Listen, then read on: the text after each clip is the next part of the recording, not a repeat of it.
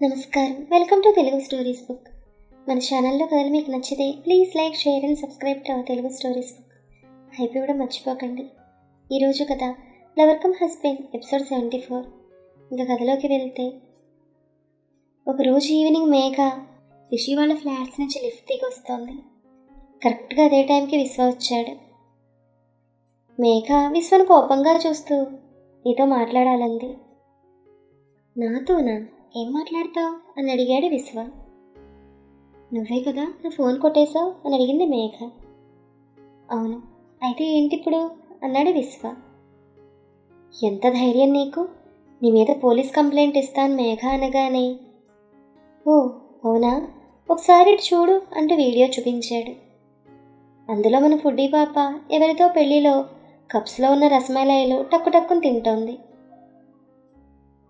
అది చూసిన విశ్వ నవ్వుతూ, నువ్వు కంప్లైంట్ ఇచ్చుకో, నేను ఈ వీడియో టిక్టాక్లో పెడతానన్నాడు. ఏ, నా ఫోన్లో షేర్ చేసుకున్నావా? సిగ్గులేదు. ఇంకేం షేర్ చేసుకున్నావో తీయరా దొంగ సచ్చినోడా అంది మేఘ. నువ్వు ముందా నోటితోలు తగ్గించుకో, లేకపోతే పళ్ళు రాలగొడతాను అన్నాడు విశ్వ. ఏంట్రా నువ్వు రాలగొట్టేది అంటూ ఒక్క తోపు తోసింది మేఘ. దాంతో విశ్వ కింద పడ్డాడు. అది చూసిన మేఘ నవ్వుతూ నాతో పెట్టుకోకంటూ వెళ్ళిపోయింది. విశ్వ పైకి లేచి, ఆ రోజు ఎందుకు నవ్వు? ఆ రోజే కాదు, మీ సార్ మా మేడంని ఏదైనా అంటున్నప్పుడల్లా నవ్వుతూనే ఉంటావు, అందుకే అలా చేశాను. మీ సార్ నీకు పనిష్మెంట్ ఇస్తారని తెలుసు అనగానే, ఏంట్రా ఫోన్ కొట్టేసిందే గాక నన్నే బ్లేమ్ చేస్తున్నావు, నిన్ను అంటూ దగ్గరకు వచ్చింది మేఘ. విశ్వ తన చేతులు వెనక్కి లాగి గట్టిగా పట్టుకున్నాడు. మేఘ ఎంత లాక్కున్నా వదలడం లేదు. విశ్వ నవ్వుతూ, ఇప్పుడు చూసినా ఏదో ఒకటి తింటూ పిండిమర ఆడించినట్లుగా నోరు ఆడిస్తూనే ఉంటావు, వదిలించుకో. ఇంతేనా నీ బలం అనేసరికి మేఘ కాలుతో విశ్వాకాల్ని గట్టిగా తొక్కింది. విశ్వ చెయ్యి వదిలేశాడు. నాతో పెట్టుకోకు, ఉండు, ఇదంతా నా ఫోన్లో రికార్డ్ చేశానంటూ ఫోన్ చూపించింది. మా సార్కి చూపించి నీ సంగతి మేడం సంగతి తేలుస్తా అంటూ లిఫ్ట్లోకి వెళ్ళి డోర్ వేయబోయింది. దాంతో విశ్వ, నువ్వేంటే మా మేడం సంగతి చెప్పేది అంటూ లిఫ్ట్లోకి వెళ్ళి తన డోర్కి లాక్ చేశాడు. మర్యాదగా ఫోన్ ఇస్తావా లేదా అన్నాడు విశ్వ. నేను ఇవ్వను అంది మేఘ. సరే అంటూ దానికి దగ్గరగా వచ్చాడు. మేఘ కళ్ళు మూసుకుని, నాకు పెళ్లి కుదిరింది, నన్నేం చేయకు అంది. నాకెందుకు చెప్తున్నావు? కొంపదీసి నిన్ను చిచి అంత లేదు కానీ అంటూ ఫోన్ లాక్కుని చూశాడు విశ్వ. ఏ వీడియో కూడా లేదందులో. ఈలోపు లిఫ్ట్లోకి ఇద్దరు ఆడలేడీస్ ఎక్కారు. లిఫ్ట్ పైకి వెళ్ళి ఆగింది. వాళ్ళు దిగగానే, ఏమీ వీడియో లేదు కదా అంటే భయపెట్టాలనా అంటూ జుట్టు గట్టిగా లాగాడు విశ్వ. కరెక్ట్గా అప్పుడే కృతి, మిత్ర కిందకి రావడానికి లిఫ్ట్ దగ్గరకు వచ్చారు. విశ్వ అలా చేయడం చూసిన కృతి, మిత్ర నువ్వు కింద వెయిట్ చేయి అంటూ వాళ్ళిద్దరు వంక కోపంగా చూస్తూ లోపలికి రండి అంది. వాళ్ళిద్దరూ కృతి వెనకే వచ్చారు. కృతి విశ్వతో, ఏం చేస్తున్నావు? ఆడపిల్లతో అలాగైనా బిహేవ్ చేసేది? సే సారీ టు హెర్ అంది చేతులు కట్టుకుంటూ. అది విన్న మేఘ షాక్. అది కాదు మేడం, ఇది చాలా ఓవర్ చేస్తోంది అందుకే అని విశ్వ అంటుండగా, మైండ్ యువర్ లాంగ్వేజ్, ఆడపిల్లని పట్టుకుని అది ఇది అంటూ ముందు తనే సారీ చెప్పు అంది కృతి. విశ్వ సారీ అనగానే మేఘ నవ్వింది. అది చూసిన కృతి మేఘతో, ఏంటి నవ్వుతున్నావు? సారీ చెప్పాడు కదా అని తను తక్కువ చేసి మాట్లాడుకు. అసలు మీ ఇద్దరు ఏమనుకుంటున్నారు? అంత చదువుకుని ఇంత పెద్ద ఉద్యోగాలు చేస్తూ చిన్నపిల్లలను లిఫ్ట్లో కొట్టుకోవడం ఏంటి? ఇక నువ్వు వెళ్ళు అంటూ మేఘ వైపు చూసింది. మేఘ వెళ్ళాక, విశ్వ తన ఫోన్ నువ్వే కదా కొట్టేసింది, నువ్వే కదా అని అడిగేసరికి విశ్వ తలదించుకున్నాడు. అలా తల ఎప్పుడు దించుతారో తెలుసా? చెయ్యబోయే పని తప్పని తెలిసినా చేసేవాళ్ళు, అంతే కదా అంది సీరియస్గా కృతి. సారీ మేడం అన్నాడు విశ్వ. ఏంటి సారీయా? ఈ మధ్య నీకు దూకుడు ఎక్కువైందని విన్నాను, కంట్రోల్లో ఉండు అంది కృతి. ఫోన్ తన మీద కోపంతో తీసుకున్నానే కానీ జాగ్రత్తగానే ఉంచాను మేడం, అందులో నుండి ఏ ఇన్ఫర్మేషన్ చూడలేదు అని విశ్వ అనగానే, విశ్వ ఆర్ యు మ్యాడ్? కోపం ఎందుకు? ఒకవేళ కోపం వచ్చినా కానీ ఆ పని ఏంటి? అందులో రిష్విక్ గారి పర్సనల్ ఇన్ఫో ఉంటుందని నీకు తెలియదా? తనకి ఏమైనా ఇబ్బంది కలిగితే అప్పుడు ప్రత్యక్షంగా నువ్వు కారణమైతే పరోక్షంగా నేను కూడా కారణమవుతాను. ఇంకెప్పుడు అలాంటి యూస్లెస్ పనులు చేయకు, వెళ్ళు అంది కోపంగా కృతి. విశ్వ కామ్గా కిందకొచ్చాడు. మేఘ తన బైక్ దగ్గర నిలబడింది. విశ్వం చూసి పళ్ళు కిలిస్తూ, అయ్యిందా, బాగా అయ్యిందా అయ్యగారికి అంది మేఘ. ఐఎమ్ సారీ మేఘమాల, ఇంకెప్పుడు నేను ఇబ్బంది పెట్టను అనేసి బైక్ తీసుకుని వెళ్ళిపోయాడు విశ్వ. దాంతో ఫుడీ పాప నోరు తెరిచింది. ఆ రోజే వినయ్ వాళ్ళ హాస్పిటల్ వార్షికోత్సవం చాలా గ్రాండ్గా ఏర్పాట్లు చేస్తున్నారు. వినయ్ వాళ్ళ నాన్నను బలవంతంగా ఒప్పించాడు బోనసుల గురించి. ఆయన ముందు గొడవ పడ్డా తర్వాత సరే అన్నాడు. అయితే అదే రోజు ఇంకో బ్లాక్ ఓపెనింగ్. ఆ బ్లాక్ అన్ని అడ్వాన్స్డ్ ఎక్విప్మెంట్తో విఐపీల కోసం కట్టారు. ఓపెనింగ్కి ఎవరిని పిలవాలనే ఛాన్స్ వినయ్ సుప్రజకే వదిలేశాడు. సుప్రజ దగ్గరుండి అన్నీ చూసుకుంటోంది. ఫంక్షన్ స్టార్ట్ అయింది. Kishore and family, Abhi and family వచ్చారు. ఫంక్షన్కి వచ్చిన గెస్ట్స్, హాస్పిటల్ స్టాఫ్, వాళ్ళ ఫ్యామిలీ మెంబర్స్తో అంతా ఉత్సాహంగా కనపడుతోంది. సుప్రజ శారీలో ఏంజల్లా తయారై వచ్చింది.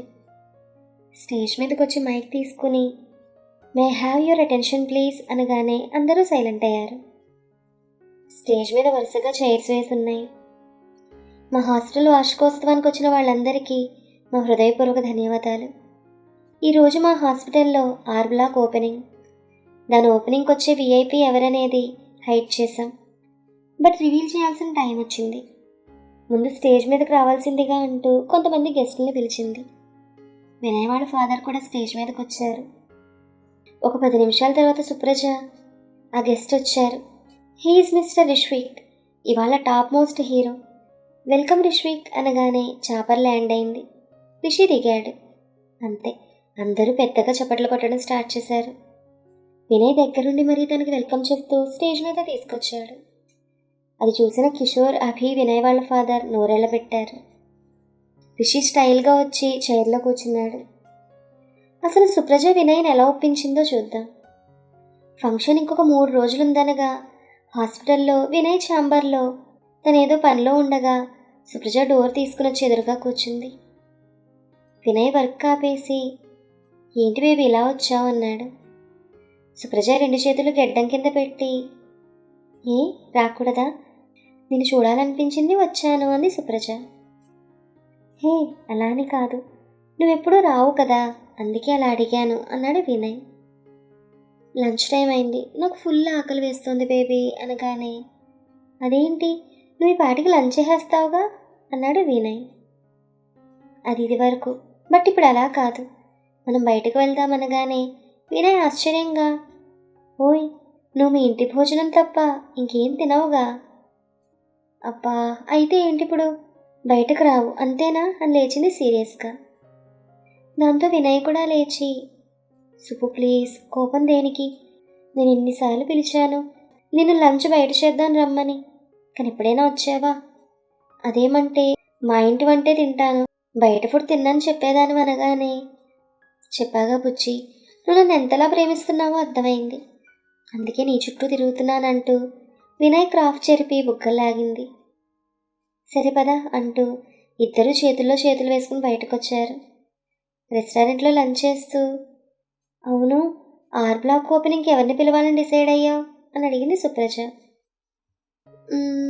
ఏముంది, ఏ పొలిటీషియన్నో సైంటిస్ట్నో పిలుద్దామనగానే, నిజంగా మీ డాడీ నేను ముద్దపప్పులా పెంచారు, నీతో ఎలాగో ఏంటో అంటూ ఫోర్క్తో మంచూరియా కొరికింది సుప్రజ.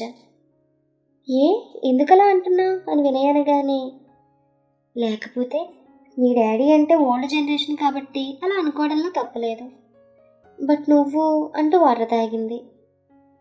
ఇదంతా ఎందుకు, ఎవరిని పిలవాలో చెప్పు అన్నాడు వినయ్.